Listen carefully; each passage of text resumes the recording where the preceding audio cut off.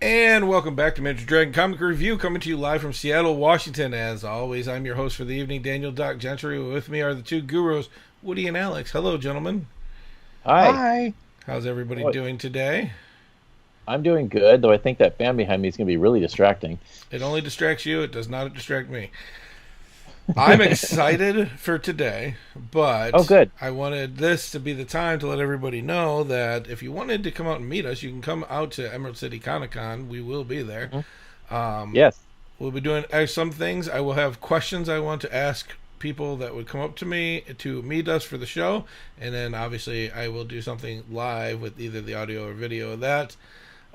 But yeah, I just wanted to get that ball rolling in your heads because I know that I think the tickets are officially sold out for the 4 days.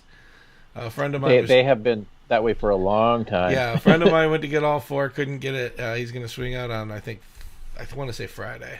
I think he was Yeah. trying for Thursday, but he ended up coming Friday. Well, we are at booth 1812.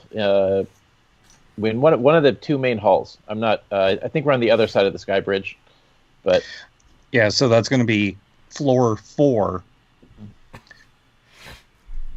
Whatever. Yep. There it is. I'll be out around there sometimes. These guys usually don't let me touch their stuff or talk to their customers, so it's a little weird.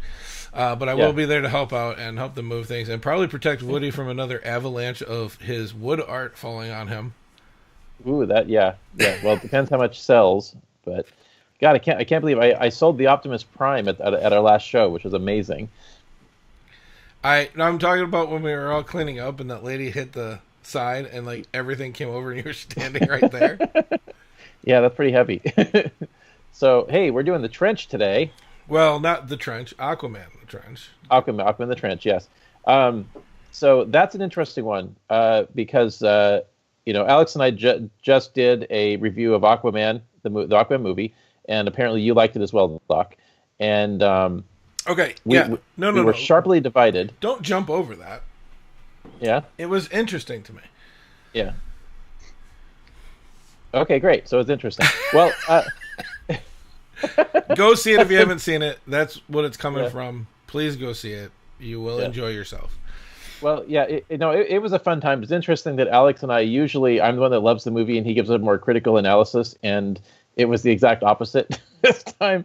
Anyways, I was aware that this graphic novel, The Trench, had an influence on the storyline of the movie, so I thought it would be a good graphic novel to review topically. I didn't realize that the graphic novel was the movie, which I found very interesting. Because what had happened was the development of the film involved the writer Jeff Johns. He has had a brief tenure where he was in charge of development of DC movies, and he had greenlit Aquaman, Wonder Woman, and Shazam. And apparently, he basically wrote the movie. Must have ghost wrote the movie because it's like, as far as I can tell, the entirety of the Aquaman film is his comic books. But this particular graphic novel deals with a race of creatures, which are basically the trench monsters from the movie that had run out of food, and they came to the surface looking for food because they were starving. And it was a case where they basically couldn't tell that we weren't food, and they thought humans and dogs and children were things to eat. And it's interesting. I thought it was an interesting story because you have Aquaman trying to take the humanitarian approach. These people are just starving, and because you can't communicate with them, you can't resolve the situation. And they're not unreasonable, but they are. They have a more primitive view of the world than we do, and I thought that made for a very interesting story. What do you guys think? Well, we can jump right into this. Let me flip it over. I was just wondering, do you know where this came from? Because I thought I saw this as older. It was like 2011, 2013 time frame.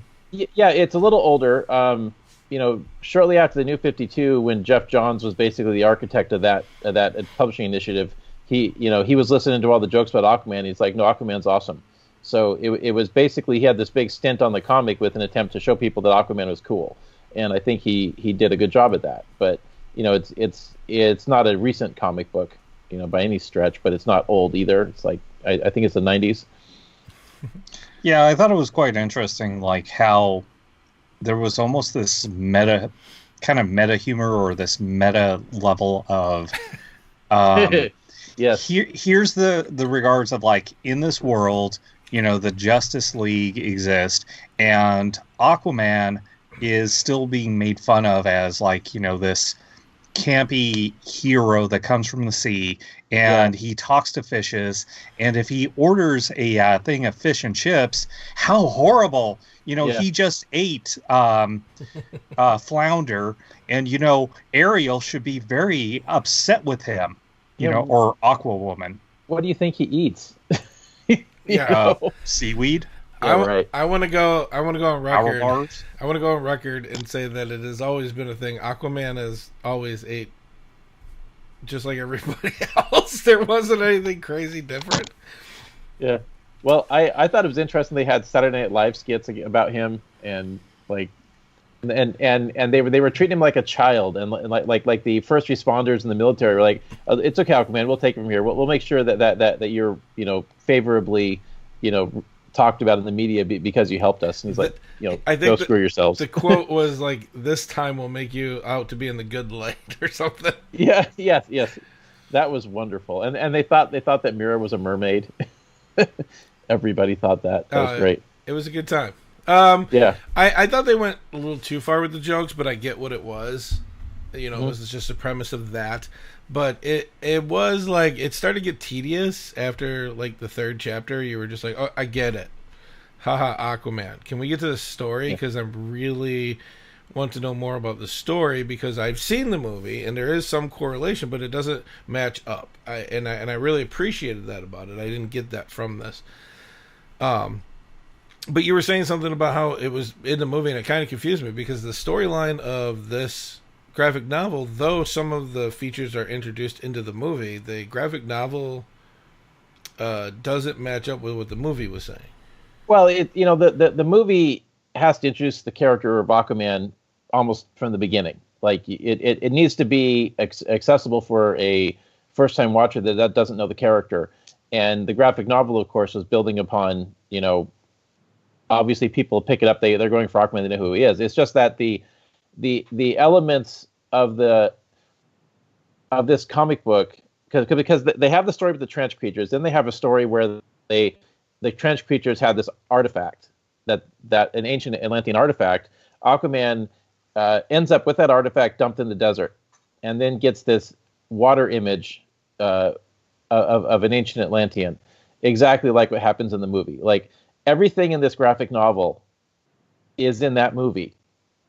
I mean, yeah, the movie has more, but I mean, like it was amazing to me how much influence Jeff Johns had on the story of that film. And it would not surprise me if you just go through other comic books and you'd find that like 50 issues of Aquaman lines up with this movie, just in a different sequence. No, I get you what you're saying there, Woody. I mean, it's the same kind of regards of like thinking about some of the other DC properties, where you have Batman versus Superman, and it has a lot of the beats from Dark Knight's Return. It has a lot of other various graphic novels that it pulls from. Yeah, Doomsday, various other things, and it's like that has a certain level of successfulness of taking these good aspects and stories that are good for first-time viewers, as much as people that are going to go like, oh, I know this from the source material. But obviously, because it's taken from a sequence-based medium and turned into a movie-based medium, you've got to change it up to a certain regard. So it's not beat for beat of like, this sequence is, go in the same way as, this comic book that we're reviewing today, is not exact as the movie, but it does take a lot of inspirations. And I think a lot of the successful parts of this graphic novel were definitely in the movie. Yeah. Well, and I'm not criticizing it, by the way. I want to make very clear. This is not a criticism, because like one of the criticisms of these movies is that you like, say, look at Aliens versus Predator, right? You have this graphic novel, which is absolutely spectacular. And then the question is, why didn't you just do that in the movie? Because people would have loved it. But Hollywood's like, oh no, I have to put my stamp on it because why am I here if I'm not making, you're hiring me for my intelligence, not to adapt a comic book.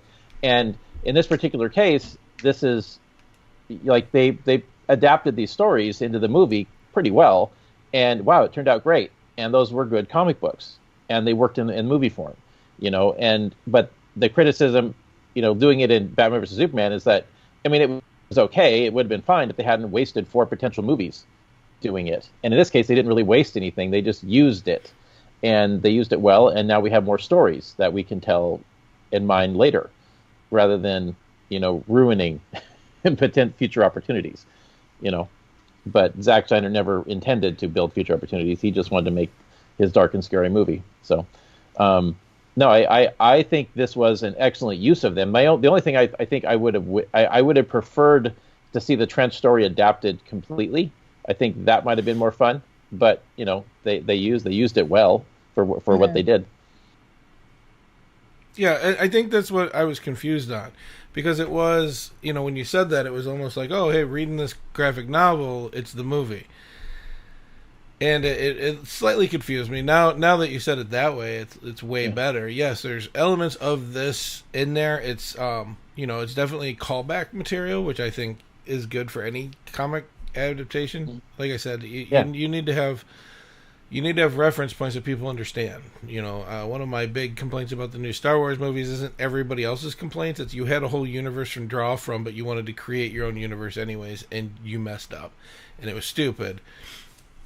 And that's just my personal theory. It's just one of those things in there where if you would have just kept the same story but changed some of the names to be the expanded universe that we already had, nobody gets hurt. You make a lot of money and less people are mad about it. And it won't take away all the complainers because there's always complainers. This, though, was really interesting in this comic book because of the way they did it. It was in segments, and it didn't... I like that the next part of the story didn't feel like part of the story. It felt like something new every time, but it was part of the same timeline. It was interesting. The art in this is actually really awesome. It's good to see another blonde hair Aquaman again, even though I don't think we're going to ever see that again. But I do appreciate that, looking at these old things, knowing what it was. But it also to me presents that Jason Momoa is a great person to play Aquaman, because that was the attitude. The graphic novel is his attitude in the movie, which is great. The storyline in this is actually very unique in that it is the same storyline all the way through, and it feels like a different story every time, which made it, to me, a lot of fun. And I also like little things in the lettering, like when you were talking about that the message. And it was done in like a blue with the, whatever you call them, the little arrow points. Yeah. The carrots, that's what they are. That surround it to be like, okay, this is different. It's a different kind of message. It sounds different, but here's... When they do this, yeah. Yeah. Or put it in brackets. So I all around, I thought this was a really well done graphic novel. From everything I saw, it was supposed to go forward. It was supposed to have like a running life, and it just fell out. Not the graphic novel, but the storyline itself looked like it was supposed to go further than what this graphic novel gives. Well, I'm pretty sure that they do continue with the story in future, graphic novels, but it's probably a more of a longer form story. But I haven't read forward. I've just heard that from other people that have read it that the story does continue, but. There is a detail that I really liked in this that I wish they had done in the movie, where Aquaman ends up in the desert just like he does in the movie, but when he ends up in the desert, he ends up messed up because he needs water, and he's gonna die if he doesn't get it. And in the movie, it didn't even matter. Like it's Aquaman's supposed to stay near water to survive, and in the movie, they're traipsing around the desert for hours and hours and hours. No water, no canteens, nothing. And totally unaffected by the heat. And I like the greater attention to detail on that point in the comic book.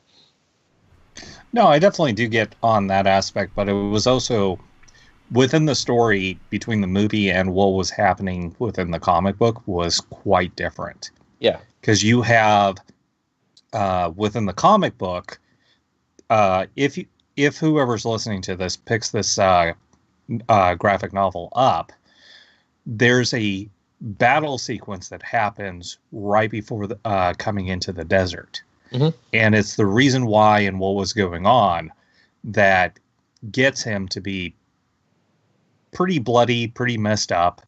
And I thought it was a really interesting way of getting into that part of the story and the way that the motivation and using the device that has a similarity to the movie about making this artifact work. And there's another parallel there too, because the guys in the power suits were filled with water. They were Atlanteans, and they also were in the movie, which I actually like that in the movie, by the way. Like, they looked great.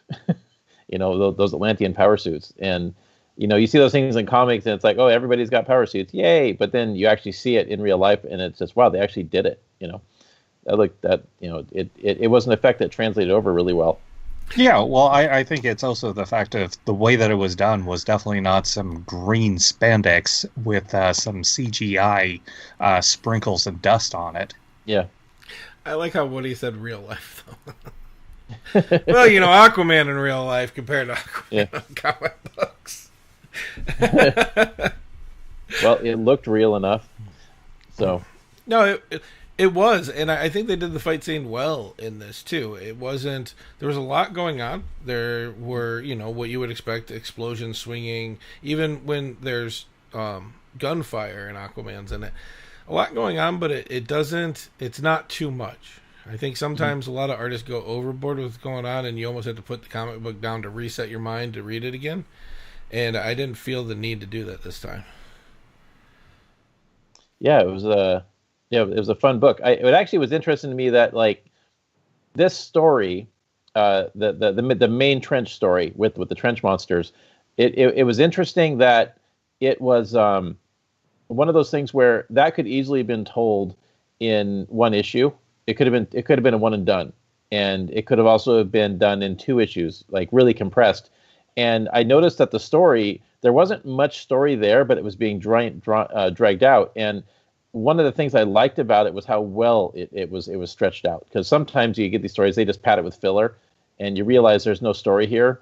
And the way that the story was extended to fill issues, not that I don't want to make it sound like it was a bad story, but it's like the use of the elements to build the story and humanize the characters and kind of build, these character building moments, I thought were really well executed. In fact, one of the parts I actually enjoyed the most, because we had the 2 parts after the main story, where the one issue was focused on Mera, and then there's one focusing on Aquaman in the desert.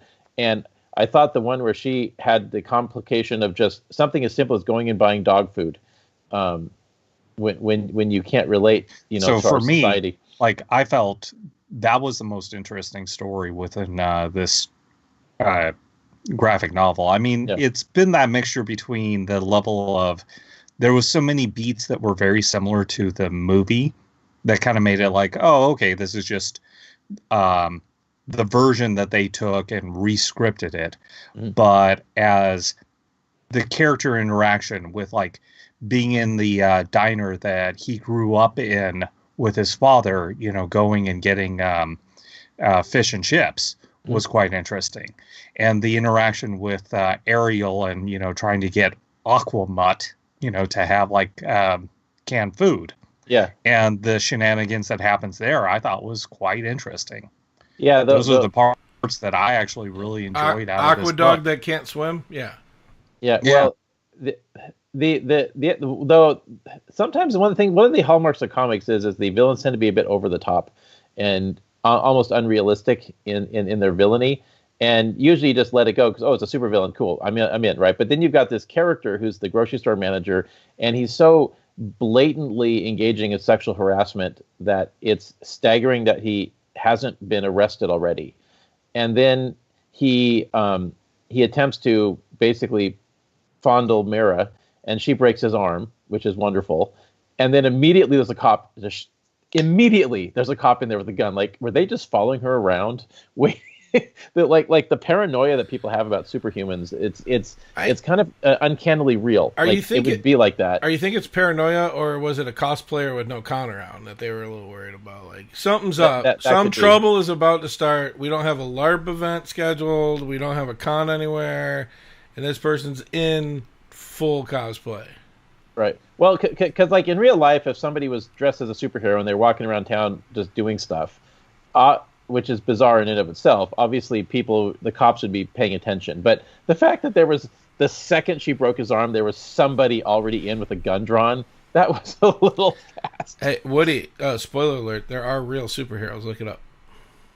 I know, but not with powers. They don't have hydrokinesis. Do you know they don't? I'm reasonably confident that Phoenix Jones does not have super strength. He just has bullet-resistant armor and MMA fighting experience. You guys want to have some fun, look it up. There really is a list, and they have like their shots and their descriptions and stuff like that. It's pretty thought-provoking. It's got some really well done. But anyways, back to this comic book. Yes. What do you think about the art, Woody? Though we haven't heard about the art from you. It was good. I mean, I tend to not to criticize the art as much. I mean, talk about the art unless I have something to criticize about it. Like, DC tends to just, like, Marvel and DC usually have top tier talent on top tier books. There were a couple oddities that struck me weird about it, but for the most part, I'd say, I'd give it a 4.5. I mean, like, there were a couple of points where faces seemed a little weird, but man, the creature effects were on point. Like, this guy was doing an amazing job doing the monsters. I like how, also, I don't know if you noticed this, but the monsters bite Aquaman, but you don't see them really do anything to anybody else. And I kind of enjoyed that, not having gore for the sense of gore. Because I did. There's not a lot. They bit Aquaman, but then they pull back, and then there's blood splurt, and it says something, and it gives you the hint that something happened, but you don't actually see it. Well, at the beginning, they were tearing people up and throwing, intestines around, and like when they first got onto the fishing ship, that was bloody. It could have just been fish guts. You don't know. Right, of course. No, yeah, they have really good Foley, and they have really good. But I mean, they didn't do it. They didn't do gore for the sake of gore. That's what I'm getting at. No. It wasn't like panel after panel of these guys just feeding. It was getting the point across without that, and I really do appreciate that because it felt more realistic that way. Even though I know it's not real, it fed the story better to have that happen. Because you wouldn't be looking at, if a monster was really to attack and you were there, you're not going to look at what some of the other monsters are doing. The one that's face to face with you, that's the one you're going to be eyeballing, because that's the one you're worried about. well, what you don't see can sometimes be scarier than what you do see. That is true too. Yeah, and this can certainly have been if this had been a horror comic, this would have been a hell of a comic. I would have read it if it was all about those trench monsters. But anyways, hey Alex, final thoughts. Let's see. So art-wise, I thought really good. It's got some great character design, and the way that it's illustrated is well done. Also, great levels of color on it. Definitely a book to pick up if you definitely do collect art. Story-wise, I thought, watch the movie, was a little bit more enthralled with that than this version. And if you really like, a slice of life, but done as superheroes, there are some good parts within this. Mm-hmm. Yep. Apparently, it teaches us that people at diners do not respect personal space. It's not been my thing. Go to diners. I've actually been. There's very good boundaries. Even the drunk people stay in their corner. Anything else for final thoughts, Alex? I'm sorry. I felt like we interrupted you there. Oh no, that's pretty good. Okay, Woody. 4 out of 5 stars. I really enjoyed the book. Hardly perfect. I wouldn't. I'm not an Aquaman fan, but I wasn't an Aquaman hater, and I thought this was a really fun read. And by the way, if you do want to do a book just about Trent, like sea monsters, I can actually recommend there's a graphic novel we can review called The Wave, which is kind of like that. It's a Vertigo book by DC, I think. Well, you know the one I want to do because I bought it and then I fell in love with it and I texted you right away. Didn't know that you were already holding on to that one. But anyways. Oh, yeah, yes. Well, I was saving it for when we could get Claire back on the show. Claire! Anyways, this was a great comic. It was a fun read. I'm not a huge comic book fan, but I've always been an Aquaman fan, and I think I was turned off by DC with the way they portrayed him in the cartoon. Because it was just goofy and it was stupid and it wasn't Aquaman. I remember, when I was a kid, Aquaman, the things that you saw here about Aquaman were true. He had strength, movement, he was excellent, he's mostly bulletproof. I think that's why I liked Aquaman better, because he was what Superman should have been. You should not be impenetrable, but it shouldn't affect you. And it was like that perfect thing where in tabletop gaming, don't stat a god because if you can put stats on it, it can be killed, kind of thing. But that's what it felt. This feels like more like there's an actual boundary limit, realistic trouble that he can get into outside of just Atlanteans attacking him or trench monsters or whatever. I thought the art was really good. I gotta agree, Alex. I think they did well on their color schemes. I mean, even if you don't enjoy the gold and green scale mail armor from Aquaman, the other colors, the choices they had, even for like nighttime with the low light levels with the police officers, was really interesting to me. It really brought out the comic book. It was a lot of fun to read. It was a hard story, though, and I will give it that. I know I gave it praise because it did feel like each different section was a new story of the same big story with like little elements to it. That is true. But, Woody, you kind of hit it when you said that. It really did feel like a story that was being stretched further than it needed to be. And then right when you were ready to, like, get mad at it, it would throw in a little element to be like, oh, here's why we stretched out the story. Yeah. And it was weird that way to me personally. I enjoyed this. It doesn't make me want to jump back into Aquaman comic books, but it was good. I think one of the earlier ones that we did was way better. But this one, I love the traditional Aquaman, but I love the what am I trying to get to? The verification that Jason Momoa is playing Aquaman the way Aquaman's attitude is, and I think that's really what I got out of this graphic novel. I think that if you're looking for, if you've seen the movie and you want to now go check out the comics, this would be a good one. It would certainly expand on what you saw in the movie in interesting ways, and you would find something relatable. You're like, oh, I can get this. So visit us at Emerald City Comic Con. Come on out if you're going to be there. I know it's going to be pretty packed. I think we all would love to take some time out just to talk to you. I mean, they're there obviously to promote what they get the booth to promote, obviously, because you don't just buy a booth just to stand around and talk to people. No. But I'm sure that they would love to chat as well. I've known these guys for a little bit of time now. I mean, we're in January, so believe it or not, we're coming up on our 1-year anniversary of when you and I sat down and talked about this, Woody. So, well, and we've known each other for 2 years now. So yeah, played a game once. We need to do that more often. Twice. That's true. It was too. But anyways, come check us out. Go look at the website. We're still working on that. In fact, I'll do a little work today. We'll see if we can speed this up a little bit more. But as always, read more comics, keep it nerdy, and live your dreams. Bye. Later, Gator.